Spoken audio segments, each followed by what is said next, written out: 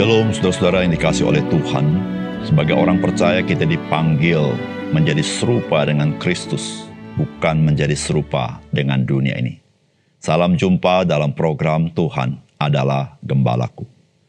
Saudara semangat kompromistis dalam hal-hal yang tidak mendasar. Memang hal itu diperlukan dalam kita bergaul dengan orang lain. Namun ketika semangat kompromistis ini sudah merasuk kepada hal-hal yang mendasar, apalagi terkait dengan iman Kristen dan relasi kita dengan Tuhan Yesus, maka saudara semangat ini dapat membawa kita kepada kekalahan di dalam peperangan rohani yang sedang kita jalani. Semangat kompromistis adalah hal-hal yang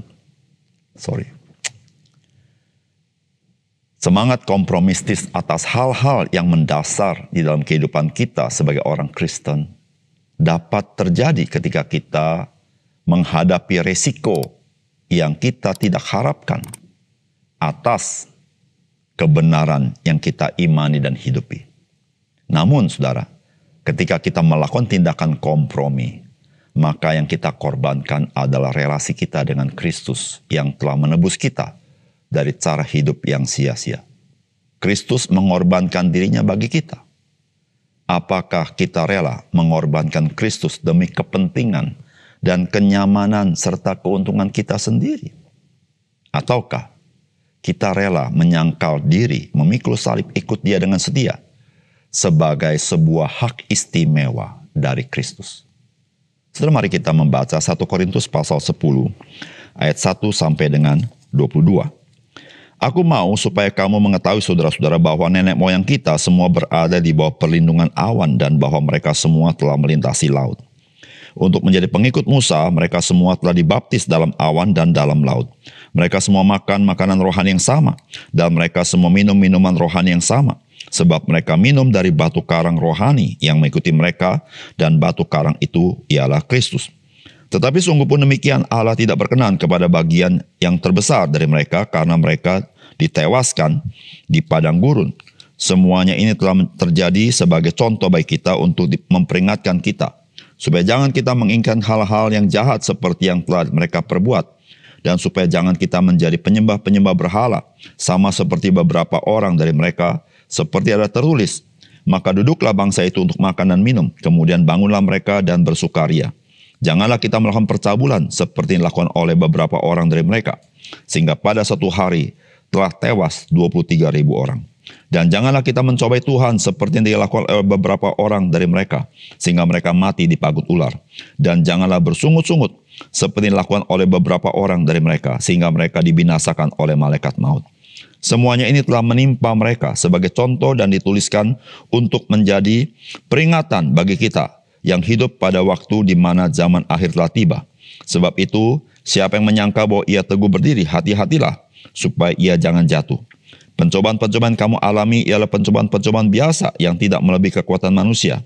Sebab Allah setia, dan karena itu ia tidak akan membiarkan kamu dicobai melampaui kekuatanmu. Pada waktu kamu dicobai, ia akan memberikan kepadamu jalan keluar, sehingga kamu dapat menanggungnya. Karena itu saudara-saudaraku yang kekasih, jauhilah penyembahan berhala. Aku berbicara kepadamu sebagai orang-orang yang bijaksana. Pertimbangkanlah sendiri apa yang aku katakan. Bukankah cawan pengucapan syukur yang atasnya kita ucapkan syukur adalah persekutuan dengan darah Kristus? Bukankah roti yang kita pecah-pecahkan adalah persekutuan dengan tubuh Kristus? Karena roti adalah satu, maka kita sekalipun banyak adalah satu tubuh. Karena kita semua mendapat bagian dalam roti yang satu itu. Perhatikanlah bangsa Israel menurut daging. Bukankah mereka makan apa yang dipersembahkan mendapat bagian dalam pelayanan mezbah? Apakah yang kau maksudkan dengan perkataan itu bahwa persembahan berhala adalah sesuatu atau bahwa berhala adalah sesuatu? Bukan. Apa yang kau maksudkan ialah bahwa persembahan mereka adalah persembahan kepada roh-roh jahat, bukan kepada Allah. Dan aku tidak mau bahwa kamu bersekutu dengan roh-roh jahat. Kamu tidak dapat minum dari cawan Tuhan dan juga dari cawan roh-roh jahat. Kamu tidak dapat mendapat bagian dalam perjamuan Tuhan dan juga dalam perjamuan roh-roh jahat. Atau maukah kita membangkitkan cemburu Tuhan?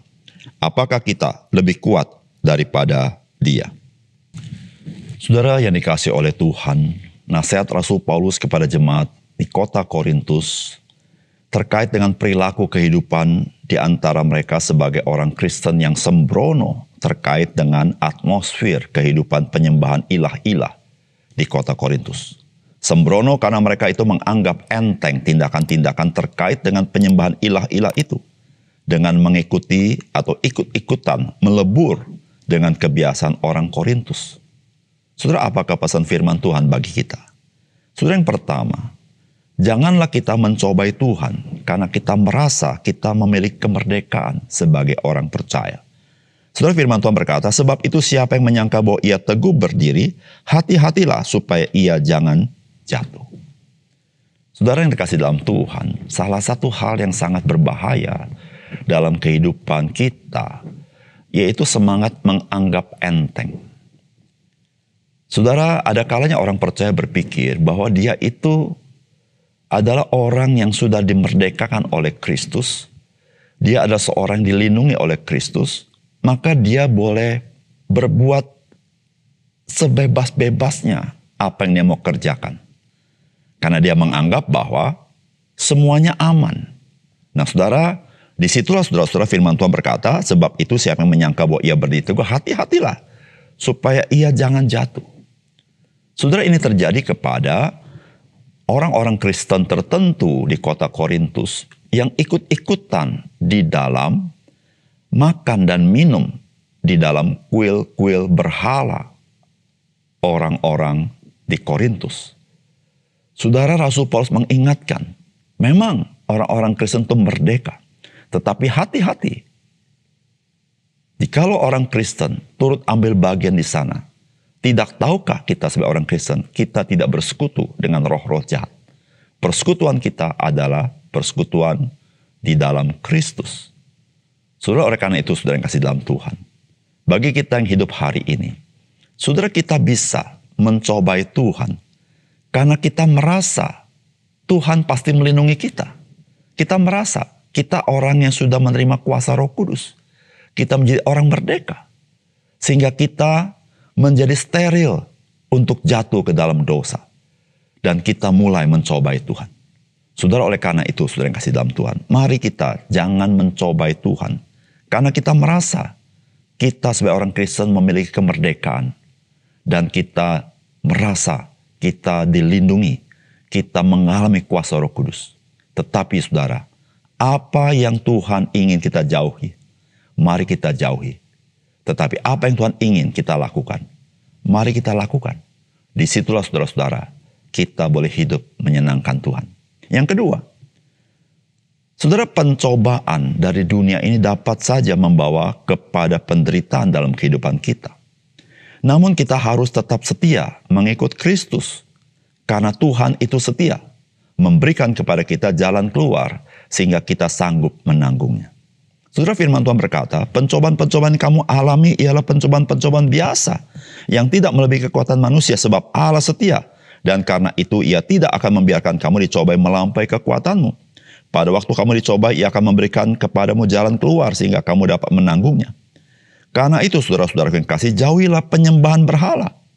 Aku berbicara kepadamu supaya orang-orang bijaksana pertimbangkan sendiri apa yang aku katakan. Bukan kacauan pengucapan syukur yang atasnya kita ucapkan syukur adalah persekutuan dengan darah Kristus. Bukankah roti yang kita pecah-pecahkan adalah persekutuan dengan tubuh Kristus. Saudara, gereja di kota Korintus berada di tengah-tengah masyarakat Korintus yang mempunyai kebiasaan menyembah berhala. Dan tentu saudara-saudara, ketika gereja berada di tempat di mana mayoritas penyembahan berhala, maka itu merupakan sebuah tekanan tersendiri kepada orang-orang Kristen. Karena bagi mereka, penduduk Korintus, orang-orang Kristen menjadi orang-orang yang berbeda dengan kebiasaan orang Korintus. Dan saudara, tentu ini menjadi beban bagi orang-orang Kristen, tekanan mental. Nah saudara, Rasul Paulus mengingatkan kepada jemaat di Korintus bahwa pencobaan-pencobaan yang mereka alami itu pencobaan biasa dan tidak melebihi kekuatan manusia. Di situ Rasul Paulus mengatakan, kamu jangan menyerah. Jangan menjadi ikut-ikutan supaya kamu tidak mengalami tekanan. Tetapi kamu harus tetap setia. Mengapa? Karena Allah itu setia. Dan Tuhan yang setia itu tidak akan membiarkan kamu dicobai melampaui kekuatanmu. Bahkan dikatakan, pada waktu kamu dicobai, Ia akan memberikan kepadamu jalan keluar sehingga kamu dapat menanggungnya. Saudara, hari ini kita sebagai orang Kristen, kita bisa mengalami tekanan-tekanan sosial di dalam hidup kita atau tekanan-tekanan ekonomi. Sehingga saudara-saudara, kita bisa menjadi orang Kristen yang mau melepaskan diri dari tekanan itu. Dan kita mau melebur menjadi sama dengan dunia ini. Saudara yang kasih dalam Tuhan, firman Tuhan mengatakan, pencobaan yang kamu alami, pencobaan biasa. Tidak akan melebihi kekuatanmu. Dan engkau harus setia ikut Tuhan. Mengapa? Karena Tuhan setia memelihara hidup kita. Dia akan memberikan kekuatan, bahkan Dia memberikan jalan keluar dalam hidup kita. Di situ Rasul Paulus mengatakan bahwa kita sebagai orang Kristen jangan menyerah di dalam kita mengikuti Yesus. Jangan menyerah dengan situasi ekonomi, kesulitan ekonomi. Jangan menyerah di dalam tekanan sosial. Jangan menyerah dengan segala sesuatu yang mungkin engkau tidak harapkan terjadi dalam hidupmu. Tetapi saudara, ingatlah satu hal. Di dalam setiap aspek hidup kita, ada Tuhan yang setia, yang tahu kekuatan kita. Dan apa yang kita alami tidak melampaui kekuatan kita. Bahkan saudara, Tuhan yang setia itu, Dia tidak meninggalkan kita. Dia memberikan jalan keluar dalam hidup kita. Disitulah saudara-saudara, sebagai orang Kristen, kita boleh menjadi orang Kristen yang menang dalam hidup kita. Saudara yang kasih dalam Tuhan, mari ikut Tuhan sungguh-sungguh. Setia ikut Dia. Karena Dia adalah Tuhan yang setia. Mari kita berdoa. Bapa surga, terima kasih untuk kebenaran firman Tuhan. Biar Tuhan memberkati firman-Mu dan menolong kami supaya kami menyadari bahwa kami ada di dalam tangan-Mu dan Tuhan tidak pernah meninggalkan kami.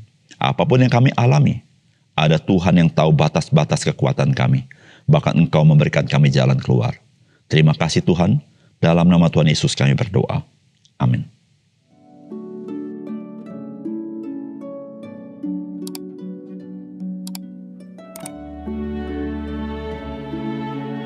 sampai 3. Tetapi Tuhan memberikan